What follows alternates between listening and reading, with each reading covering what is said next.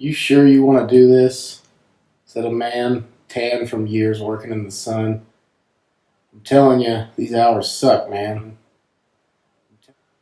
My instructor's words ring so clear in my mind, and I shake my head as my phone starts ringing and BNSF auto call pops up on my screen.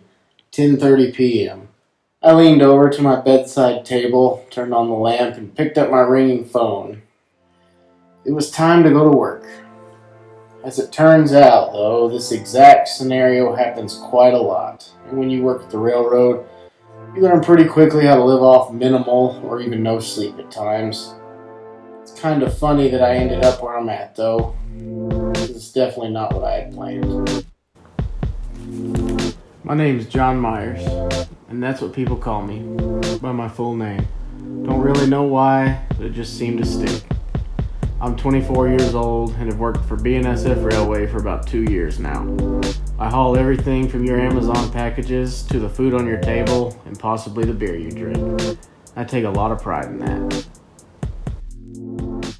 I grew up in Texaco, New Mexico, where the trains were just something that made you late. I never would have guessed I'd end up being in the cab of them someday, but I kind of like it.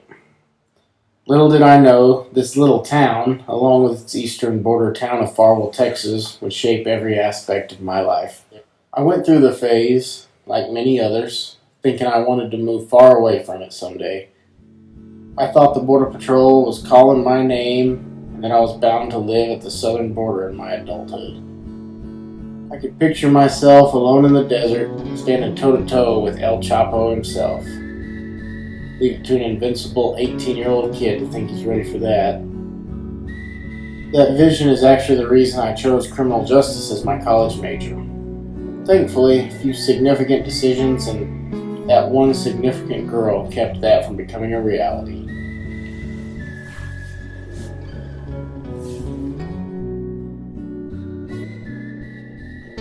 I've run into Miss Livy plenty of times throughout my life.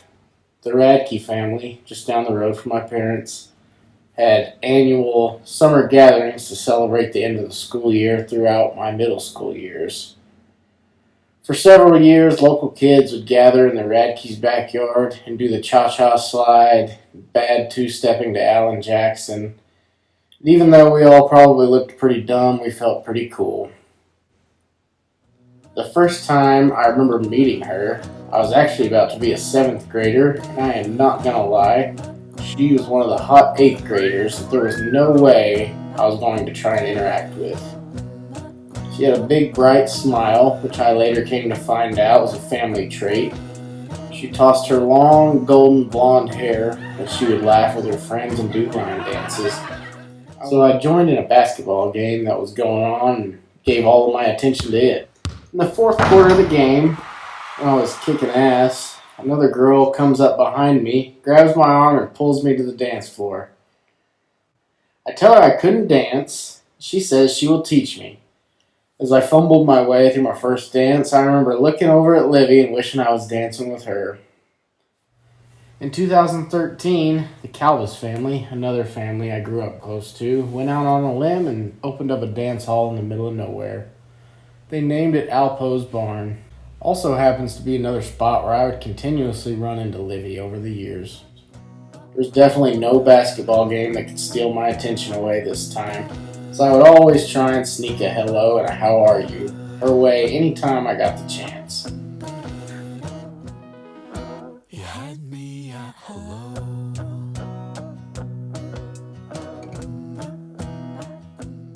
One of our longer conversations, I was 20 years old and had a beard. She asked me if I was excited for my senior year of high school. She was 21 and definitely thought I was 17, but I have forgiven her for that misconception. Even after that, it'd be a month at a time before I would see or hear much from her again. Just when I thought my fate was sealed on the 4th of July in 2016, I ran into her one more time at the Radke's house once again, where we both pretended to like the band My Chemical Romance just because we thought the other did. I think back to that night often, and I am glad I went, because it proved to be life-altering. I did not move further south, and I didn't even pursue a career in the criminal justice field. Instead, I moved to Canyon, Texas, because I had a hunch I might be able to get to know Livy Schilling a little more there. After getting to know Livy a little better through one of my closest friends and her cousin, Keith Calbus, whose family owns that outpost barn, I worked up the nerve to ask her on a date. This date consisted of a 2-hour drive to Morton, Texas, where I introduced her to the art of hog dogging. Yes, it's exactly what it sounds like. Hunting wild pigs with dogs and rolling them over and sticking them with a knife. You might ask why she hung around. Sometimes I ask myself the same question after a first date like that. Because come to find out, that was not in Miss Livy's element at all.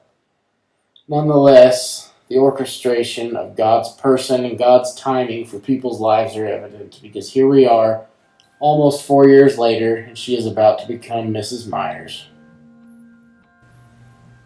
The past 4 years in Amarillo and Canyon have also had a hand in shaping who I am and what my future will hold. I have worked a lot more of those nights where the workday starts at 12 a.m., but no matter what, I try to remind myself to be thankful I'm here. Thankful because, as Livy and I know all too well, you can definitely end up spending time not here. I could write an entire story within this one about a period of time where Livy spent 6 months in Arizona and I spent 5 months in Missouri. My best friend moved away, and it sucked. You know, when you start weaning a calf off its mother's milk, and it cries and sometimes rejects the bottle you try to feed it, he does it because he misses what he had, and he aches for that familiarity, and he doesn't want anything else. It's kind of how it felt. Being newly engaged and 1,500 miles apart is not something I would advise for other couples, but once again, here we are, prepared to say I do in a few months.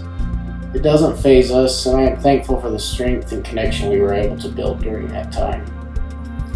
I've also been fortunate enough to meet some of the most special people on this earth here in Canyon. The establishment of the Dope Canyon fam came to fruition here as I gained 3 more lifelong friends in Gabby and Mally Schilling, along with our favorite Red Raider, Kinley Calvis. I've always told Livy we have one of the most interesting relationships because she's lived here, each of her sisters for a time in Canyon, and I've gotten to know each of them equally well. I know for a fact they were both Team John in separate situations where Livy might have been a little unsure about me. I'm forever grateful to both of them. It has been an exciting and innocent phase of life that without a doubt pointed us in the direction of the course that our life will take from here. It has been a bumpy road, no doubt, but also a fulfilling one, as we have both sacrificed and compromised our previous plans to make decisions that benefit us as a whole.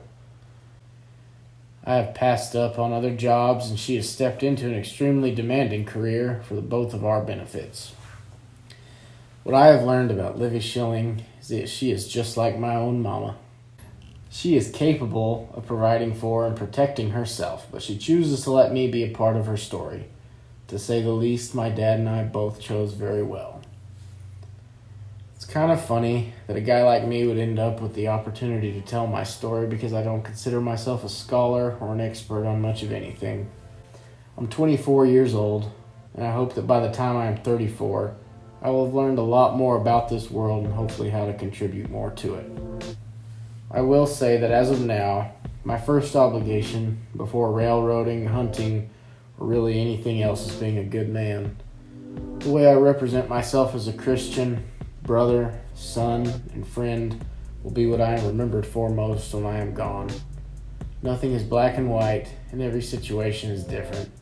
But as a general rule to my life, it is always best to put people first. Don't take that job if it is going to jeopardize a relationship or a family. Don't make that decision that will cause you to lose a relationship with another human being. In the end, any connection with a person will be more meaningful than any other materialistic thing you could possibly attain. You cannot make more time, and you cannot make up lost memories. Bottom line, we are all just people trying to do our best and be who God created us to be. I am happy to be part of feeding the world and making life a little bit easier for people like me, who at the end of the day are ready to get home to their Livy. Regardless of race, religion, gender, political affiliation, or anything else, we are a community, and we should look after and take care of each other. That's what life is about, and that's what we were made to do. I have a hunch that Livy and I will make our home and eventually our final stand right here where we are today. Things can definitely change, and God may have other plans. No matter what, I will never forget this in-between phase and all of the life that has led to it.